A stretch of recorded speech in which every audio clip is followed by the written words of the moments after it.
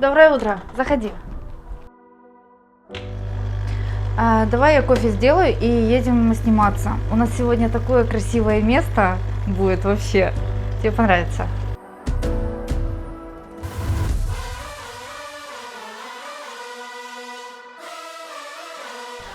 Ну что, начинаем? Всем привет! Меня зовут Вика, и сегодня у нас 10-й юбилейный выпуск на нашем канале, поэтому, мне кажется, нам нужно познакомиться поближе. Сегодня расскажу свой путь, как я пришла в мир недвижимости, как когда-то я продавала квартиры за 50 тысяч долларов, а сегодня продаю на миллионы. Как открыла свою первую компанию с бюджетом 500 долларов, а сейчас у нас 2 огромных офиса с командой 60 человек. Расскажу про факапы и сложности, которые были на моем пути к созданию бизнеса. Поэтому сделайте себе кофе или возьмите что-то вкусненькое и поехали! Мой канал будет интересен инвесторам, кто готов инвестировать в зарубежную недвижимость, кто любит сравнивать доходности разных стран. Также для людей, кто хочет поменять профессию и быть агентом по недвижимости, а также предпринимателей, кто рассматривает Дубай как новую площадку для своего бизнеса. Поэтому подписывайся, будет очень интересно. И я заставлю вас влюбиться в Дубае. Пока мы с вами едем в одно из моих любимых мест, расскажу немного о себе. Моя история началась 9 лет назад, мне было 20, когда я пришла в недвижимость. Наверное, должна эта история звучать как успешный успех, что я сначала работала на очень плохой работе, а потом я пришла в агентство по недвижимости, и все стало прекрасно. И я начала много зарабатывать. На самом деле нет, не так. Да, я работала до того, как прийти в агентство недвижимости, я работала 2 года в ресторане официанткой. Но мне эта работа нравилась, и я понимала, что это даст мне большой опыт работы с клиентами в нестандартных ситуациях. На самом деле, даже спустя уже нескольких лет, когда у меня была своя компания, я людей, когда набирала на работу и узнавала, что они были официантами и барменами, я всегда брала на первый этап стажировки, потому что я знала, что эти люди прошли все конфликтные ситуации, они умеют выкручиваться со всех ситуаций, и они умеют продавать. Потому что та же работа официанта, она предполагает, что у тебя нет ставки, ты работаешь за свою улыбку и, скажем так, за свои чаевые. Поэтому чем больше ты отдаешься клиентам, тем больше тебе платят. Наверное, эта работа и дала мне основу потом работать агентом и зарабатывать большие деньги и никогда не ориентироваться на ставку. Я, в принципе, человек, который никогда не получал зарплату, и, соответственно, я рассчитывала всегда на себя. Мой первый год недвижимости попался самым, наверное, неудачным. Это был год кризиса, когда доллар в стране вырос ровно в 3 раза, а цены на недвижимость упали на 60%. Это когда ты в феврале квартиру покупаешь за 100 тысяч долларов, а уже в концу года ты ее продаешь за 40 или 50. И вы представляете шок людей, покупателей и продавцов. Я на то время еще не понимала, что да, это действительно была проблема, и я их продавала. А опытные брокера в тот момент говорили: как ты это делаешь? Кредит невозможно продавать. Но мне никто об этом не сказал, поэтому я продавала. Это была хорошая школа, которая закалила, наверное, работать в любых ситуациях, что бы там ни случалось. Я всегда говорю, недвижимость будет продаваться всегда, потому что это самое необходимое, что нужно людям.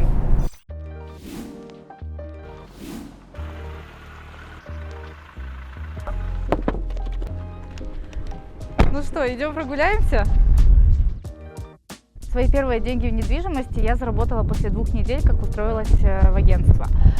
Но дело было даже не в 800 долларах первых, а в том, что я их получила в тот же день, когда получила свою стипендию в размере 800 гривен. Я училась в то время на стационаре в университете на 3-м курсе.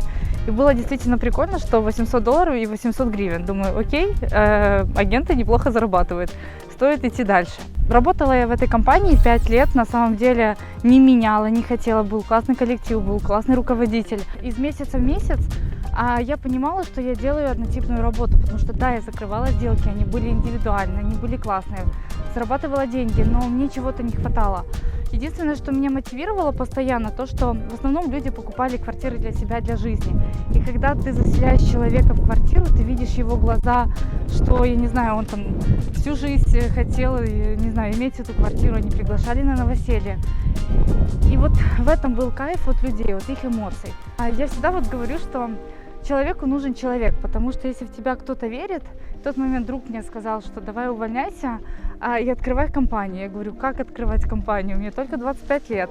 То есть я ее планировала, но планировала когда-то в будущем. Говорю, у меня нету возможности. Но нет.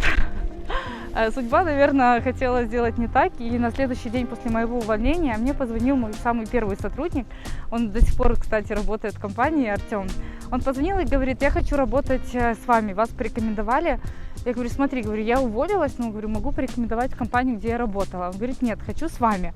И тут я задумалась, что, может быть, действительно это знак. Проработала самой я буквально недели 3. В это же время сразу начались тоже звонки и набор людей в команду. Хотя по факту ни команды, ни агентства не было.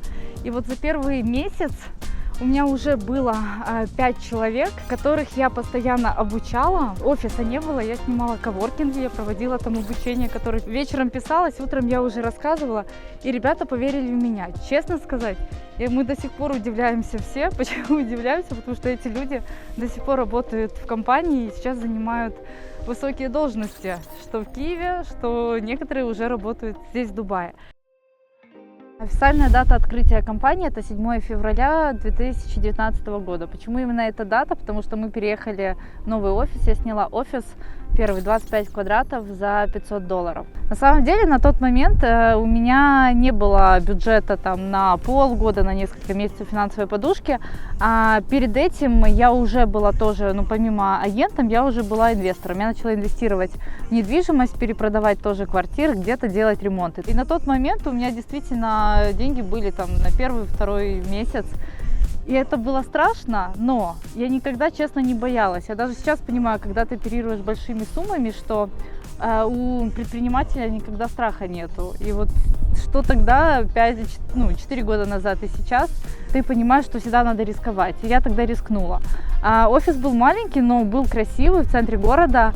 И я реально помню вот каждые и победы, и поражения, которые были на этом пути. Я помню сделку каждого своего сотрудника, потому что ты за нее переживаешь еще больше, чем за свою. Вообще наступает такой момент, когда человек растет, что ты сначала был экспертом недвижимости, потом ты управленец. Это совсем разные вещи. Когда ты уже больше переживаешь за своих агентов, не знаю, это кайф. И что мы переживали? На нашем пути был карантин, 2021 год, когда все закрылось, и ты понимаешь, что все, ноль, квартиры не продаются, все сидят дома, но даже тот момент был тоже этапом роста, потому что я всегда планировала открыть школу агентов, но написать обучение, чтобы это было онлайн, автоматизировано, чтобы ты не тратил время на обучение. Ребятам я сказала обучаться опять, учить районы, учить типы домов. Мы написали много именно теорий, которая потом передавалась новым сотрудникам. Я записала первые видео обучения, и в принципе нам карантин принес школу агентов, в которой до сих пор учатся ребята, которые в Киеве. Поэтому я всегда говорю тоже, что кризис – это как раз тот момент, когда нужно расти, нужно просто не терять такую возможность. А потом начался период систематизации бизнеса. Что это значило тогда для меня? Это когда собственник бизнеса делает абсолютно всю работу и нанимает людей в команду, где-то обучает, где-то руководит отделом продаж. И мы в тот момент с ребятами тоже договорились, что вот те первые сотрудники, которые были в компании, они стали руководителями отделов.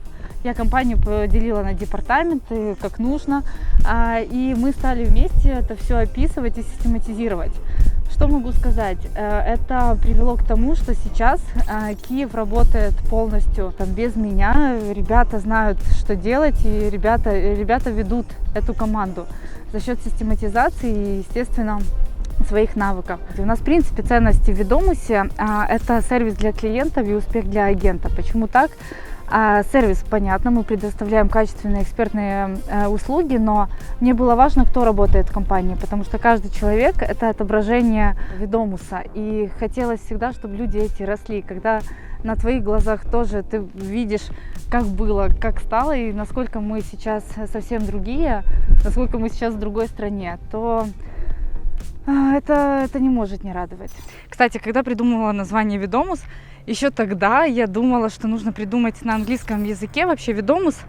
А в переводе с латыни это Domus Autem Victoria, Дом Победы, Дом Виктории. Я думала, что если я буду выходить на международный рынок, то есть это я думала в 25 лет, то чтобы название было не украинское, а было уже на английском языке. Не зря. Первый раз в Дубай я приехала в 2018 году, а потом еще раз была в 2021 году. А со всех сторон там были знакомые агенты по недвижимости. Я знала, что они много зарабатывают, что здесь рынок процветает. И у меня тогда возникла мысль, было бы круто здесь работать или иметь компанию. Но я понимала, что я никогда не оставлю Киев, никогда не оставлю Украину, потому что я всегда хотела жить только в этой стране. И если бы не случилась война, если бы не случилось это горе, то, наверное, я бы никогда сюда не переехала. У меня 24 февраля должна быть страт-сессия по компании, по киевскому Ведомусу. Я готовилась к нему всю ночь, и в 8 утра у нас должно быть собрание админштата. И когда началась война и началась переписка в чате, одна из сотрудниц пошутила, говорит: Вика уже, наверное, собирает вещи на Дубай. Хотя я вообще не думала в тот день ни о чем, ни о недвижимости. И вот спустя месяц, 4 апреля, я приезжаю в эту страну. Ехала я сюда не к кому-то, потому что знакомых по факту у меня здесь не было. Я ехала к недвижимости. Как бы странно это ни звучало, я просто знала, что самая большая топовая недвижимость это здесь. Поэтому ее нужно продавать. И вот в период где-то с 4 февраля, я помню, я уже на 3-й день ходила по собеседованиям в компанию. Я написала первое резюме в своей жизни, потому что, я была директором, и до этого никогда у меня не было резюме. Меня взяли 5 компаний. Мой первый выход на работу, я почувствовала себя стажером. То, что я не чувствовала уже 9 лет, это когда ты вроде все знаешь про профессию, но ты это знаешь в другой стране. Здесь ты новенький, и тебе нужно вот реально с уровня, когда ты владел компанией, побыть стажером. Мне было дико интересно, и, кстати, я думала, все, я выучу все за первую неделю и буду уже сразу продавать. Потому что, если вспомнить мой киевский опыт, первый, 9 лет назад, то я квартиру первую продала за 2 недели. А здесь первую квартиру я тоже, в принципе, продала за 3 недели, где-то 3 или месяц, я не помню. Тоже на вторичном рынке, только сумма первой моей квартиры была $75 тысяч, а здесь была 700. Вот и разница в цене. А что по поводу бизнеса?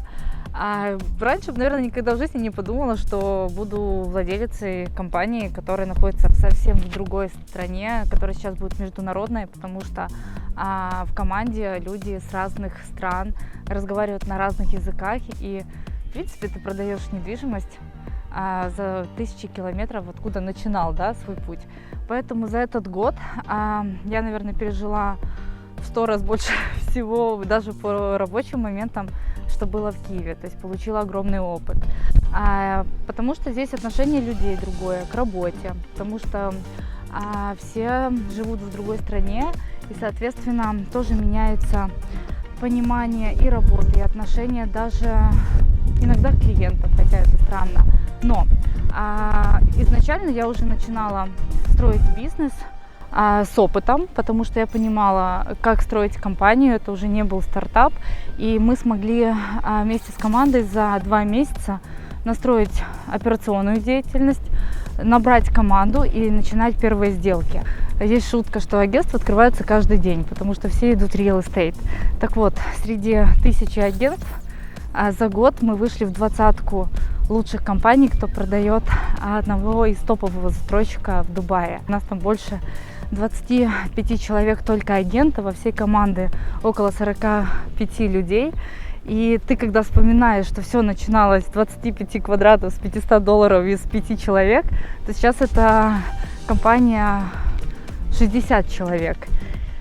И да, здесь тяжело открывать бизнес в плане, если тебе никто не помогает, обязательно нужны партнеры. Лучшие партнеры, которые находятся уже здесь, в Дубае. Потому что даже при открытии компании ты сталкиваешься с новыми законами, ты открываешь лицензию, ты открываешь банковский счет. А сейчас ты работаешь абсолютно с другими клиентами, ты работаешь с клиентами со всего мира, которые тоже говорят на разных языках, с разным менталитетом, ты ищешь тоже к ним подход. Параллельно тебе нужно обучать команду продавать, потому что да, есть ребята с опытом, которые приехали со своих стран, но нужно приспосабливаться к этому рынку.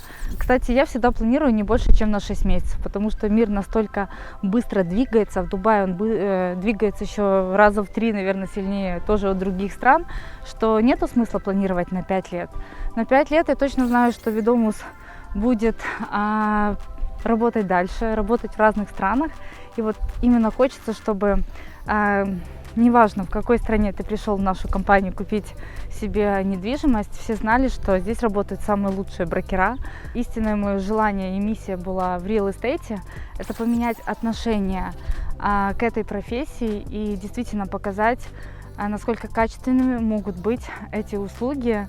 И мы действительно помогаем людям зарабатывать деньги, не только покупать там домик мечты, а еще и зарабатывать деньги на инвестирование. Я думаю, мы еще с вами встретимся с командой Ведомуса где-то в других странах, не буду называть, сколько их будет и какие, но что хочу сказать. За этот год я поняла, что человек может все. Все нереальное, что когда-то думали, что нельзя это сделать, люди это делают. И когда делаешь это ты, когда это делают твои знакомые люди, твоя команда, ты понимаешь, что все нереальное реально, но только нужно верить и делать. Потому что если вы верите, планируете, но не делаете, действие – это самое важное. Поэтому очень сильно люблю свой Ведомус, люблю то, что я делаю, а вас я немножечко заставляю влюбиться в этот город, потому что я его полюбила, я тоже понимаю, какие здесь есть возможности, сила вот этих возможностей. Поэтому приезжайте, а с недвижимостью здесь поможем мы. Обращайтесь к нашим менеджерам, я оставляю здесь ссылку. И с той любовью, с которой мы делаем и продаем квартиры, мы купим ее вам. Подписывайся на канал и ставь лайки этому видео. Пока!